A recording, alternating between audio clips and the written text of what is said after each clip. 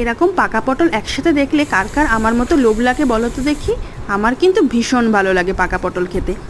কাঁচা পটলের থেকে পাকা পটলটা বেশি পছন্দ আমার। পাকা পটল ভাজা তো সবসময় প্রায় খাওয়া হয়, আজকে দেখাবো পাকা পটলের ভর্তা কি করে বানাতে হয়। প্রথমে পাকা পটলগুলোকে লবণ হলুদ দিয়ে ভালো করে মেখে নিয়েছি। এরপরে কড়াইতে সর্ষের তেল দিয়ে তাতে দুটো শুকনো লঙ্কা আর পোস্ত ফোড়ন দিয়ে নিয়েছি, আর সাথে দিয়েছি সামান্য পরিমাণে হিং। তারপর তেলের মধ্যে ঢেলে দিয়েছি পাকা পটল মাখাটা। এরপর ভালো করে হাই ফ্লেমে পাকা পটল মাখাটা তেলের মধ্যে ভালো করে অনেকক্ষণ ধরে ভাজতে হবে। আর মাঝখানে চেক করে নিতে হবে লবণের পরিমাণটা ঠিক আছে কিনা। আর সাথে কটা কাঁচা লঙ্কা কুচি দিয়ে আরও বেশ কিছুক্ষণ ভালো করে তেলে ভেজে নিতে হবে।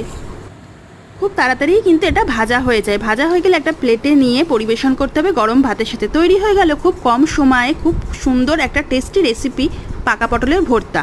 রেসিপিটা ট্রাই করে অবশ্যই জানিও।